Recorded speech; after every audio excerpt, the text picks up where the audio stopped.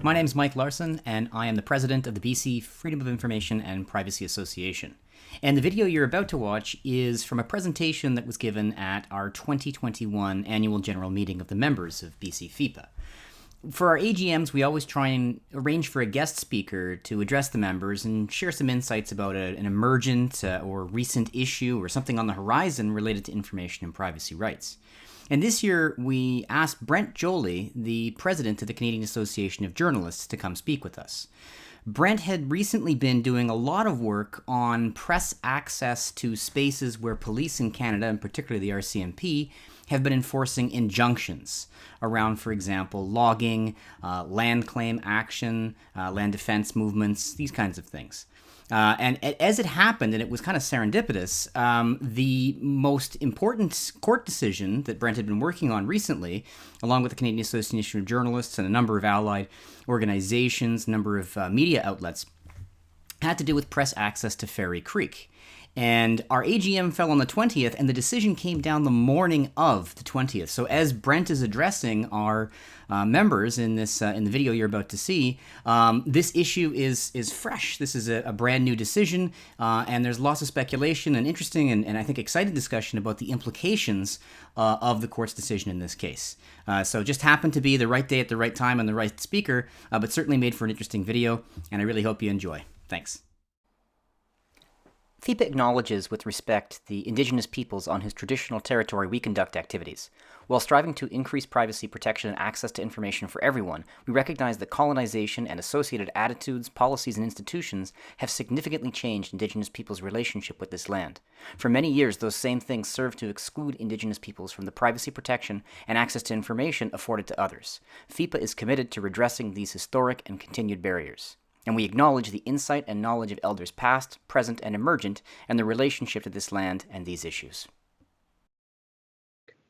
Great. Thanks, everybody, for being here. It's nice to see some familiar names and some familiar faces as well. I note that our lawyer from today is also present, Mr. Sean Hearn, who is putting me on the spot, making me feel nervous now and self-conscious. So but he was absolutely instrumental in this. So just to give him a quick shout out as well for all his hard work, pro bono, I might add, in helping us through this situation. So he's been truly a godsend. And I just want to make sure that everybody understands that and what a wonderful job he did. So thanks, everybody. Welcome to Protests in the Pandemic. What we are going to talk about for 15 or 20 minutes is, well, I guess if you've been following what's been going on today, I don't want to bury the lead or anything here, but we were successful this afternoon when we heard from the judge in the BC Supreme Court with regards to our amendment of the injunction or addition to the injunction order that we were seeking. So that's great. And so what I'd like to do is sort of just give you a bit of background here on how the case came together, some of the situations, and I really want to have a discussion about this with you because I think that's the sort of most prescient thing, order of the day that we possibly can do here. So just a couple initial sort of setting the scenes background. The issue in Fairy Creek watershed in Vancouver Island, which is in the southern tip of Vancouver Island, has been going on for several months. In August 2020 or thereabouts, there's been a series of protests, demonstrations going on against timber harvesting in the old growth forest there. And this is obviously a very sensitive topic for a lot of people. It's one that really hits close to home because it's not just a story about natural resource extraction, but it's also a story about, derailing or damaging, pristine wilderness. And that's something that we've really seen has been, raised people's attention to this issue and this story a lot more. So fast forward a little bit. So that's just some general thoughts on it. Fast forward a little bit into February.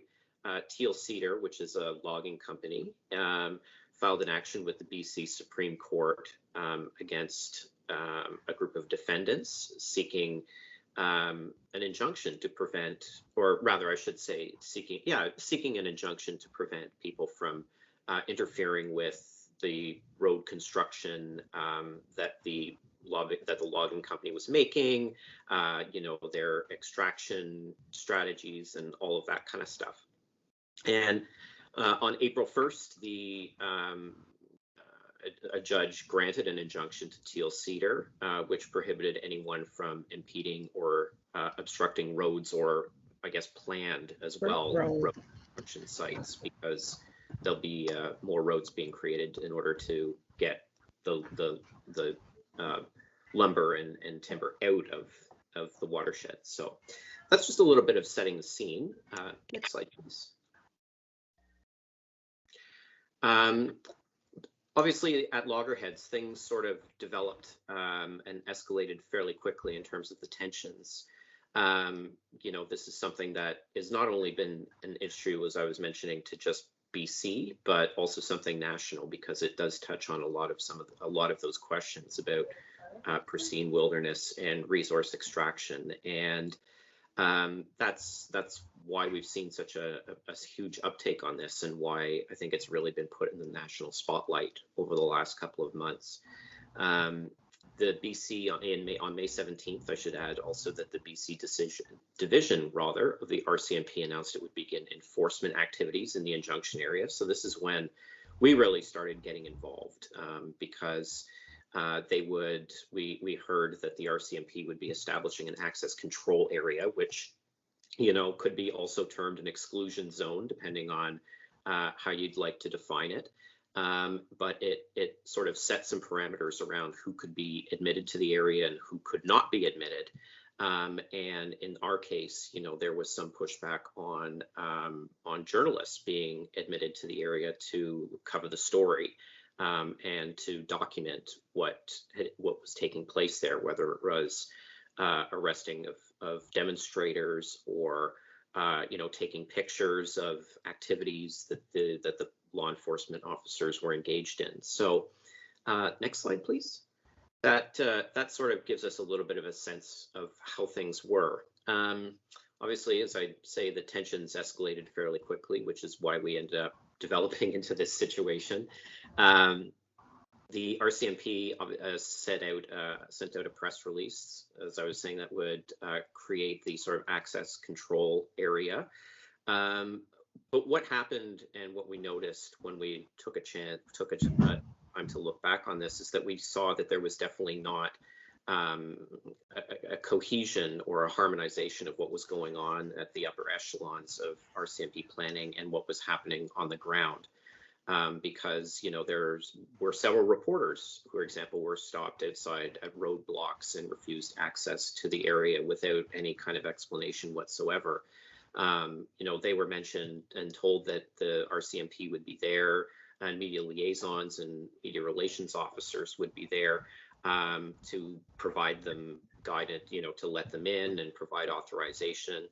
But then that didn't actually happen. And we had a really interesting, one of our board members, who also is the managing editor of Capital Daily in Victoria, had an interaction with one of the media relations officers on the ground there, and was saying, he was asking Jimmy Thompson's the fellow's name, about how he can access the area and where are his accreditations and whatnot. And he sort of said, well, I have a business card, and is that good enough for you? And the RCMP agent didn't quite seem to understand that journalism is a self-regulated profession in Canada, that there is no sort of accreditation bureau that does these sort of things, and so they pretty much made him turn around and drive back 90 minutes because there was no cell service. So it wasn't easy to get in touch with a media relations officer if they weren't close by. Keeping with the sort of theme of the patchwork approach between official policy and how things were supposed to work on the ground, we saw changes over the course between the 17th and the 18th. On the evening of the 17th, a couple journalists from Ricochet were allowed to enter the area and spent the evening there and slept there so that they could continue and begin working the next day. And then, everything sort of changed again, where people were prohibited.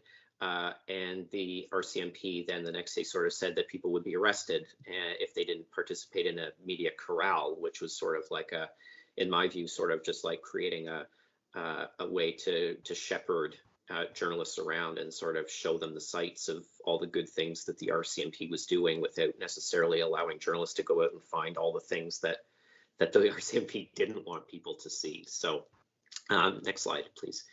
That sort of sets things up a little bit.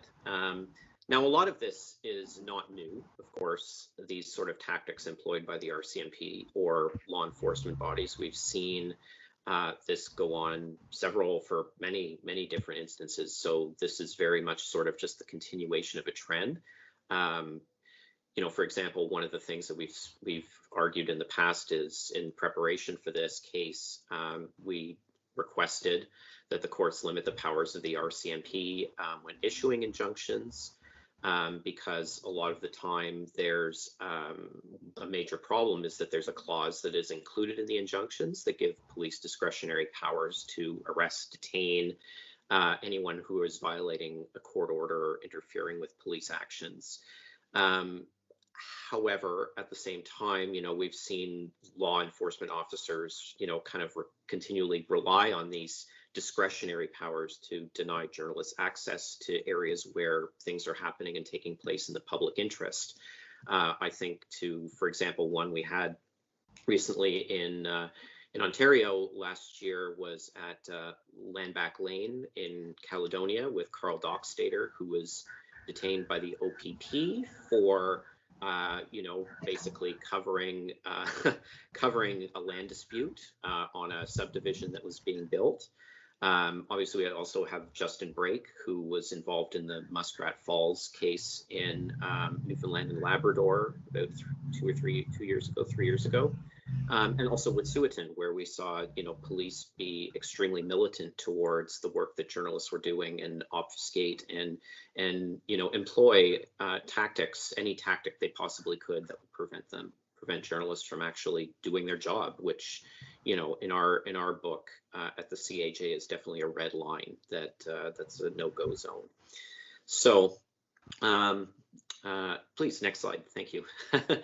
What we did, and Sean's here, and he did an excellent job and advising us and helping us put together a letter to the RCMP to attempt to have a dialogue with them to see if there was a way that we might be able to solve this in a way that would preclude, filing of any court proceedings or anything like that. We basically, and the nutshell of that was to have a fair process and to identify who members of the media are. One of the things that we said very much in our application was that, the people who should be seen as media or allowed through as media are people working with organizations, and also those who are behaving in a professional way and not participating in the protests, because what we saw with the RCMP was clearly a very poor distinction of identifying the differences between the journalists and the protesters. I think they sort of just saw everybody as all in one camp and sort of was an oppositional force to executing whatever they were trying to do.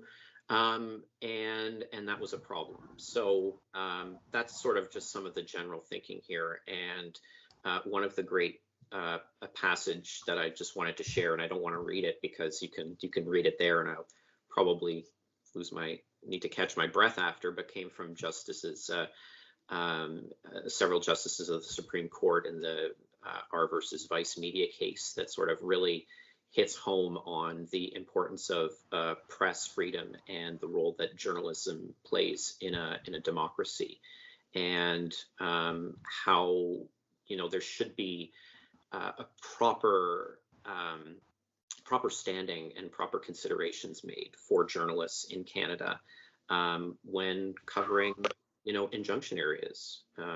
So that kind of just gives us a sense of the importance as well, that there is some information, that there is some opinion out there on this to support our case. Next slide, please. So who is a journalist? This is always the favorite part where, you know, if you're hanging out with a bunch of journalists, this is where you start to order your third or fourth beer and start to figure out and really roll up your sleeves and get into it. So this is some of the evidence that we have. You know, the Supreme Court justices indicated that a proper way to define media is not who the journalist's employer is, nor the manner or form in which the journalist's information gathering is put to use. So whether they're a television journalist or a radio broadcaster or anything, but rather ultimately based on behavior and how they're conducting themselves in the information gathering process and what activities they're engaged in.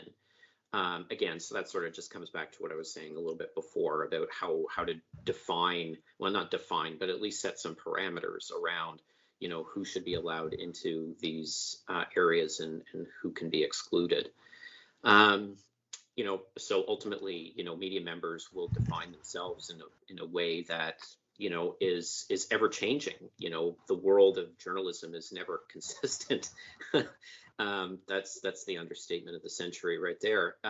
We are seeing all kinds of different proliferation of platforms and different, you know, versions between newsletters and YouTube stars and all kinds of things, people who purport to call themselves journalists. You know, it's a very large omnibus kind of term.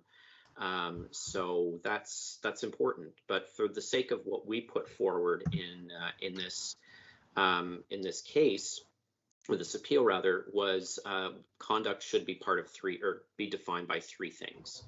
The first was gathering information. So either whether it's photographs or video footage or anything that, as long as it's in the public interest. Most important, perhaps, is that the individuals, the journalists, are not participating in the protests, because that would be, again, a red line.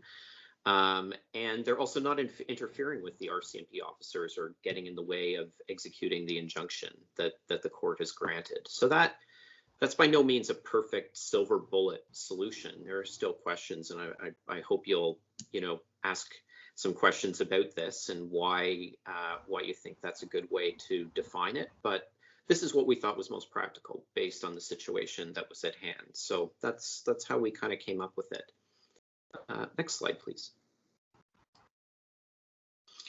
So eventually we said, after attempting to engage in dialogue with the RCMP and do everything we possibly could, you know, the RCMP sent a letter back to us saying, you know, basically, no, we're going to continue what we're doing.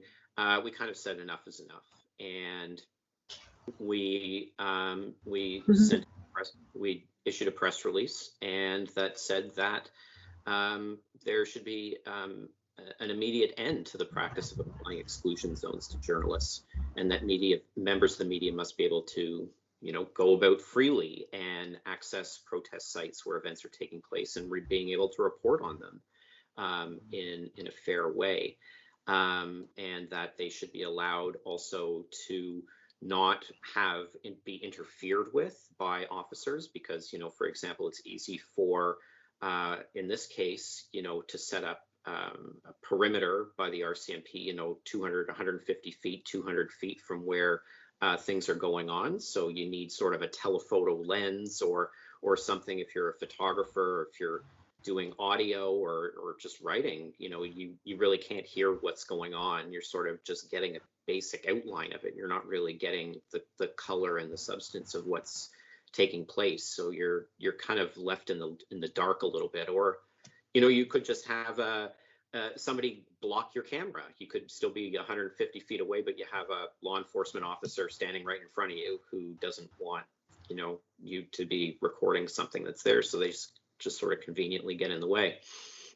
We also asked that the equipment of journalists not be seized or interfered with, sort of dovetailing with what we were saying in terms of, you know, not compromising journalists' ability to gather information and disseminate it. And that they should obviously stop ceasing and detaining journalists within injunction zones for asserting their right to document I think that's, sort of a very basic, maybe that's Captain Obvious. But I think that, it bears saying, because clearly the RCMP wasn't quite listening to the message we were trying to deliver. So sometimes you just have to go back to the bare bones and explain things. So thank you. Next slide, please. So on off to court on June 2nd, we filed our notice of application, and we challenged, or the RCMP took these actions that we said that unnecessarily interfered with people, journalists' ability to report on events, which we said was inconsistent with the injunction and also with Canadian jurisprudence and the media's role in a democracy. The RCMP's policy, I should say, regarding media access was not adequately formulated from the outset, as I mentioned before, about, this happening today and something else happening tomorrow, that there wasn't a lot of consistency being there, and that there was a lot of also administrative problems as well, just sort of referencing the sort of 90-minute having a media relations officer not on scene or anything like that. We also said, that when enforcement events are being carried out in private, which was something that was also brought up, this is really not likely to help respect for the injunction, the public's respect for the injunction. It rather would probably undermine, because the RCMP was doing engaging in some tactics that on one level was said to be secret, and then at another level from what they call a gold commander or whatever in the RCMP was saying, oh, no, that's not a trade secret in terms of extracting people from trees and, things like that to take them away to enforce the injunction. So next slide, please. So this is the text that we used and that Sean helped us to develop in terms to modify the injunction. And this will be sort of what we hope will in the future be sort of maybe a template. Again, it's early days. So the judge gave us his sort of his thinking or his commentary today. He hasn't provided yet for us written answers and responses, which will sort of formulate how far this stuff kind of goes in the future. But I just wanted to give you an example of the actual text of what we were looking at in terms of the injunction. So that kind of gives you a sense of what we're looking at in terms of ensuring that the role of the media and media rights are adequately respected and not just sort of lumped in with protesters. Next slide, please.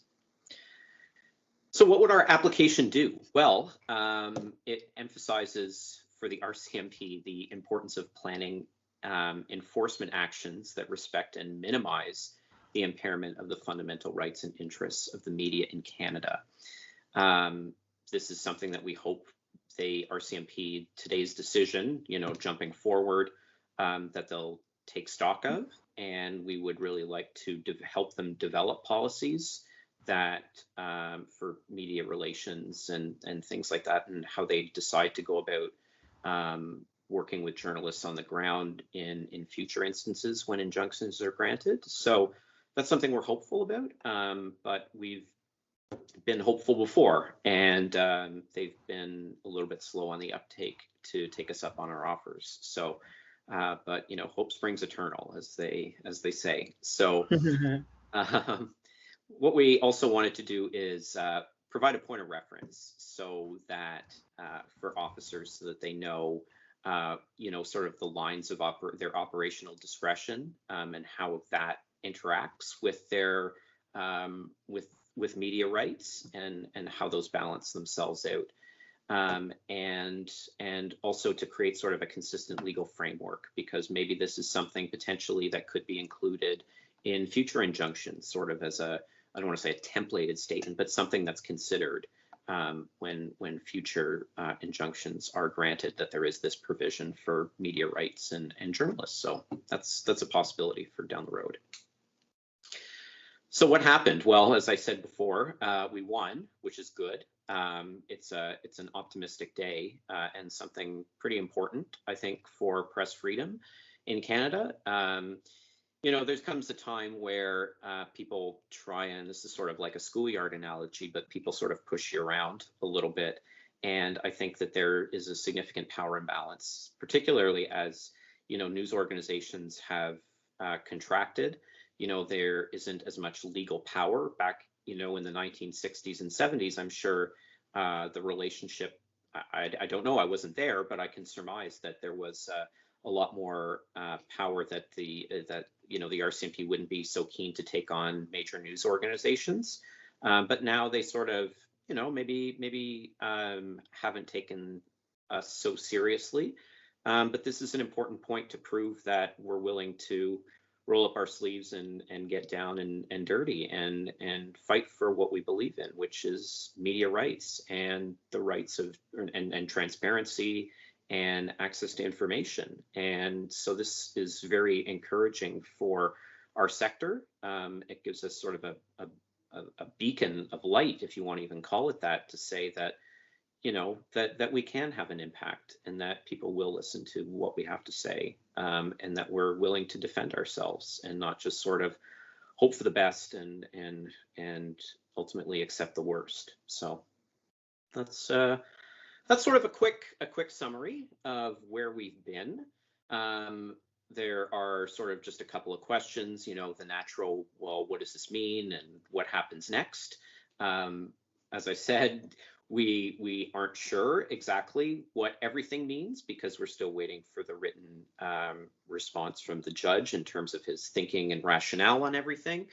But we do recognize that this is an opportunity that will, compel the RCMP to perhaps not immediately change their practices, but at least re-examine them as far as it's concerned with dealing with the media and journalists in the future. So I think all in all, a job well done today for our group. And I'd really like to point out the incredible work that so many of our members have done on this. And a lot of them are based in British Columbia, which adds to that. There's the National Observer, the Narwhal, Discourse Media, Indigenous News, so many others, and along with APTN, and a lot of groups who have spoken up and supported us over the past and assisted. And I just wanted to also give a personal thank you again to Sean for helping us do this, and also to Ethan Cox at Ricochet Media, who's been a real joy to work with and has really been an inspirational factor in my life over the last couple of months to really keep pushing on this stuff. And he's doing great work. And just wanted to acknowledge his outstanding contribution in all of this as well. It's not just me. It's far from it. There's a whole lot of people who are involved in making this happen. I'm just the guy that Mike and Jason asked to come here tonight.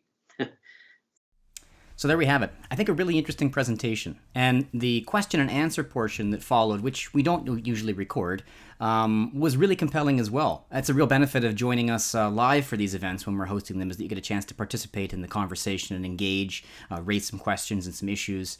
Really fantastic opportunity. If you're interested in this kind of stuff and you'd like to become more involved with FIPA, if you'd like to become a member of FIPA, we would certainly welcome that. If you'd like to donate to FIPA, that too would be most welcome. This is an organization that's dedicated to these kinds of issues, information and privacy rights in Canada, in BC, and other provinces as well. Listen to the material that follows here. I go through a little bit of detail about the organization, what we do, who we are, and how you can take part in the work of FIPA. Thanks very much. The BC Freedom of Information and Privacy Association is an organization whose mission is to improve and defend privacy and transparency as vital components of a free and democratic society. We envision public agencies who are transparent in action and decision, people in control of their privacy and personal information, and privacy and transparency embedded in law and policy. We're one of Canada's few advocacy groups dedicated to access to information and transparency and privacy issues.